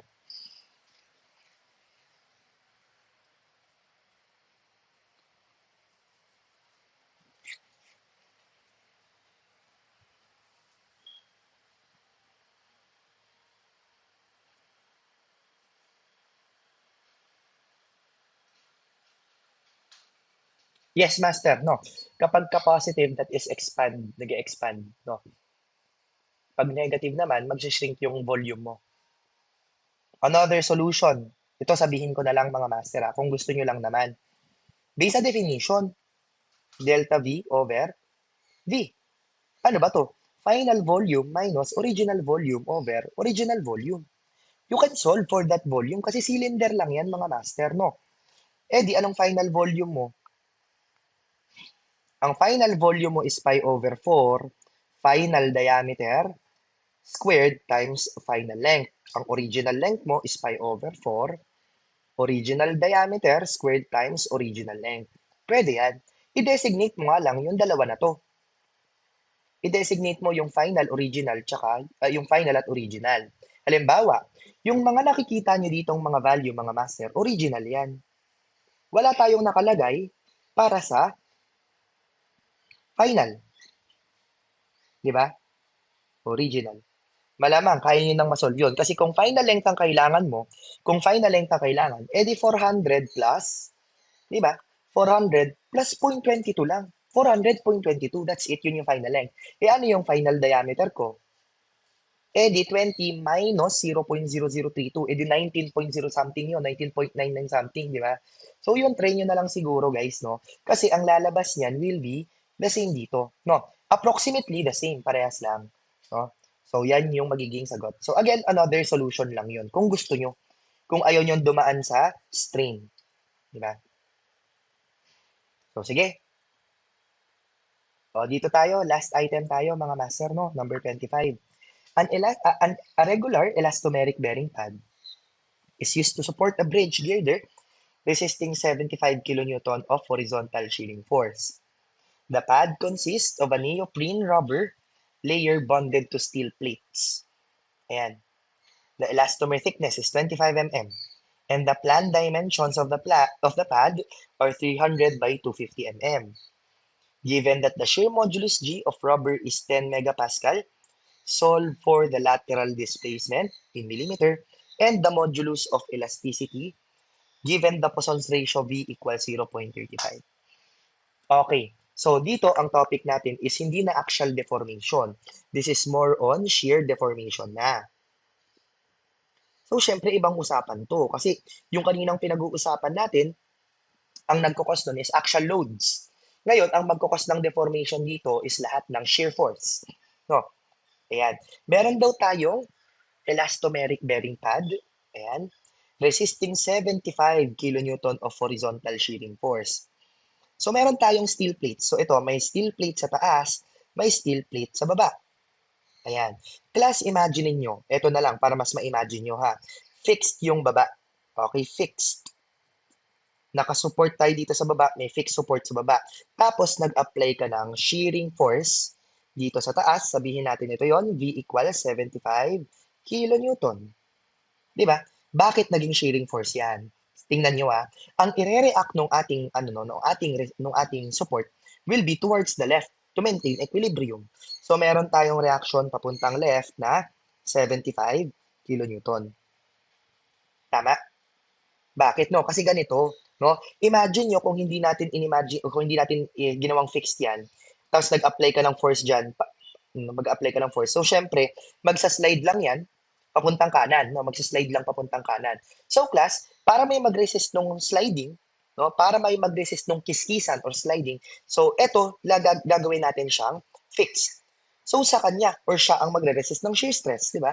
So I hope na imagine nyo, no? Dito ngayon yung resistance ng shearing sa baba. Pag magpasa ko ng cutting plane dyan, may imagine nyo, no, na ito yung area na nagre-resist ng shear. So bakit shear? Kasi parallel din naman sa kanya yung force na 75 kilonewton. Ano daw yung area? Ayan, no? The elastomer thickness. Ito, ang elastomer thickness natin, 25 mm. Ayan. Tapos, ang planned dimension is 300 by 250. O kahit sino na dyan, yung 300 at 250, no? Kasi yung area naman ng buong magre-resist ng shearing force. Ayan. Given that the shear modulus G of the rubber, ayan, G, is 10. Anong pinapasolve? O ganito. No, kailangan ma-imagine muna ang shear deformation. No, knowing that fixed tong nasa baba, okay, hindi siya mag-aalaw ng sliding, eh di yung nasa taas na portion lang yung magkakaroon ng displacement. Diba? Madi-displace sila sa taas. So, anong itsura niyan? Ng deformation yan. So, ano mangyayari? O di ito, exaggerated to mga master ha. Ayan.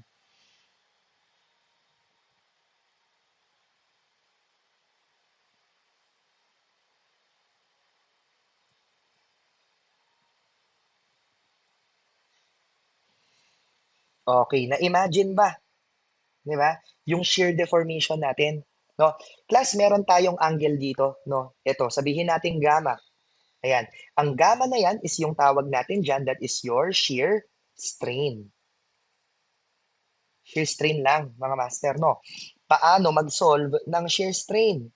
No, ang shear strain natin is right triangle lang. Ayun, no? Right triangle lang to. Kung na-imagine, ito 90 degrees to, no? So, meron kang lateral displacement. Sabihin natin ang lateral displacement is delta. Tapos, sabihin natin ang length nito is L. Ayan, yung 25 mm is L. So, meron kang, ano to? No, paano mo isa-solve yan? Di ba? Eh, di arctangent ng, ano to? Opposite over adjacent, which is L. So, dapat naka-radian to, class, naka-rad. Di ba? So, that is your shear strain. O, yan yung calculation. Though, sa ibang mga reference, no, ang angle, sa ibang reference book, yung shear strain na yan, directly delta over L na lang. So, bakit? Maliit lang naman daw yung angle. No? Ito, for small value of angle.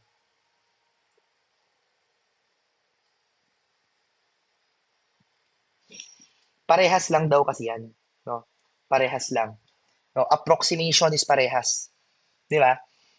So, maliit lang naman kasi yung angle. Plus, again, exaggerated lang naman yan eh. Yung mga material or member natin, no, pag mag-deform yan sa shear, hindi naman talaga makikita na ganyan kalaki yung angle.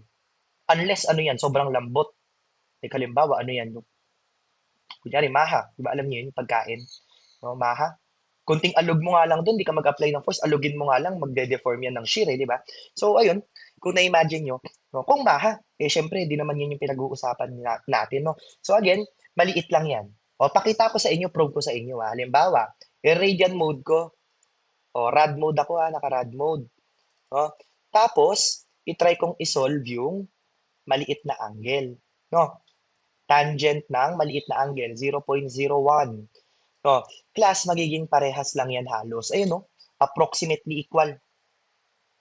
Diba? Kaya nga, pag sinabi nating tangent ng angle is equal to delta over L, parehas na lang yun sa angle na delta over L.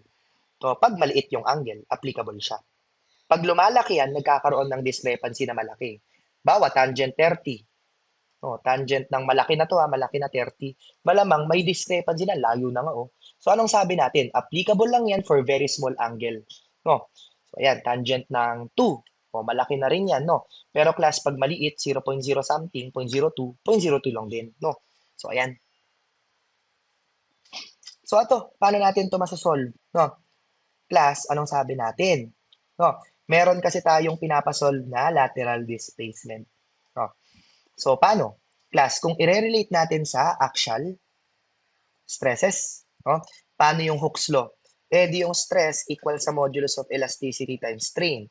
Ngayon, kung shear ang pinag-uusapan, which is yun yung topic natin, eh di magiging shear stress to. Tapos yung E natin, magiging ano na? Magiging shear modulus, no? Instead of modulus of elasticity. Okay? Shear modulus. Ang ibang tawag dyan ay modulus of rigidity. Ayan, yung nakikita nyo dito sa module, no? Modulus of rigidity or shear modulus. Okay? No? Tapos, instead na strain ang gagamitin ko or instead na axial strain, ang tawag natin dito, di ba, axial strain sa Hooke's law. Ngayon, anong strain ang gagamitin ko? Siyempre, ang gagamitin ko dyan ay shear strain.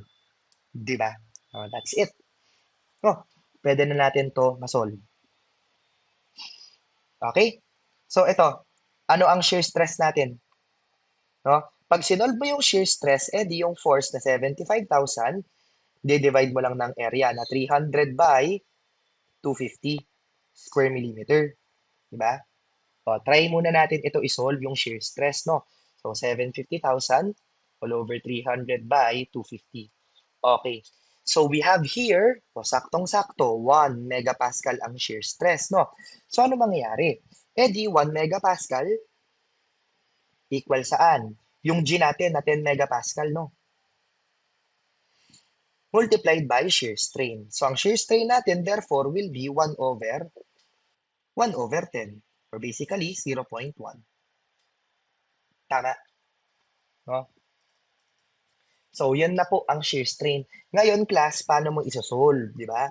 Eh, ang mangyayari, i-arctangent mo yan, no? So, again, by definition, yung exact na lang gamitin ko, no? Pero pagka maliit lang naman yan, ganun lang din halos yan. No? So, shear strain is equal to arctangent ng delta over L. Delta over L. No? So, tangent natin yung gamma. Equal lang yan sa delta over L. So, that means tangent ng 0.1 equal sa delta over, ano ba yung L natin? Yung 25 mm, di ba? Yung thickness. So, therefore, ilan to? Ilan ang delta natin? No? So, delta. Naka-radian dapat ha kung magta-tangent ka man. 0.1 times 25. 2.51. Okay. 2.51 millimeter. So, that is your lateral displacement.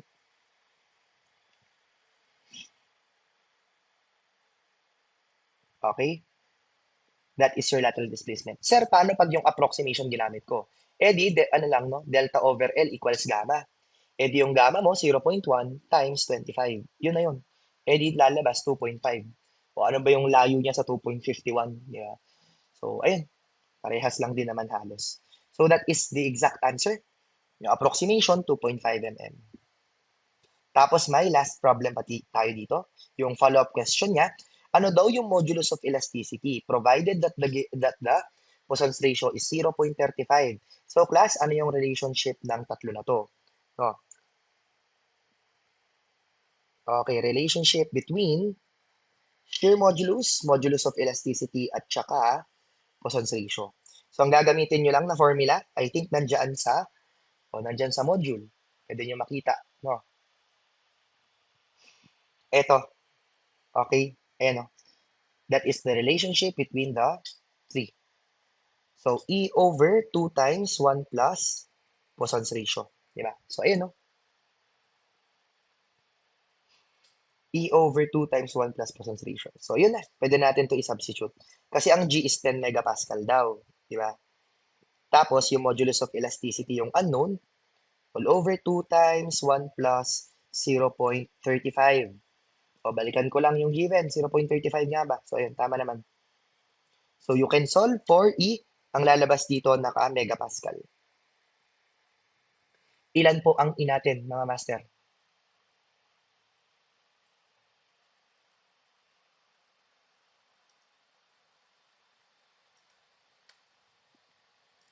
O, parehas ba tayo nakuha? 27? Tama ba, guys? Alright. No, parehas. 27. Sir, ang baba naman ng E. Siyempre, hindi naman bakal to. Ba't i-compare mo sa bakal? Ito ay, ano ba to? Rubber lang. No? So, medyo mababa.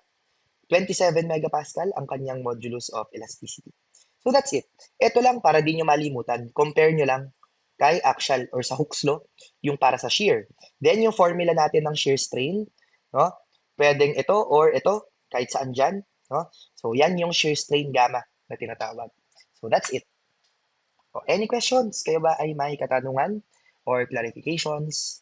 Meron ba? Ayan. So, ang importanteng part dito, mga master, no, critical na part sa SMAT 1 is actually yung naturo ni Sir Paul, no, yung kaninang part, yung part 1. Then, dito sa part ko, ang critical dyan na dapat nyo talagang mamaster is yung sa deformation na part, no. So, yun lang naman, no. Kasi ito mga additional topics na lang to yung mga naturo natin ng latter part, no. So, ayun. So, dapat ang mamaster nyo na concept, no, yung concept na mag-grasp nyo talaga is yung mga questions and unang concept, unang topic na naturo kanina. Okay? So, yun din hanggang design magagamit din eh, no? So, ayun lang, no? O, sure kayo? Wala kayong question, mga master? O, gutom na ba kayo, guys? Ano daw, i-send ko, master, sa Discord. Hanapin nyo na lang Engineer Mark Makapagaw, no? So, sir, iba po naturo sa amin nung relation. Ano yung naturo, master? Paki-clarify nga ito para malinaw tayo sa lahat kung ano man ang iba, kung anong naturo.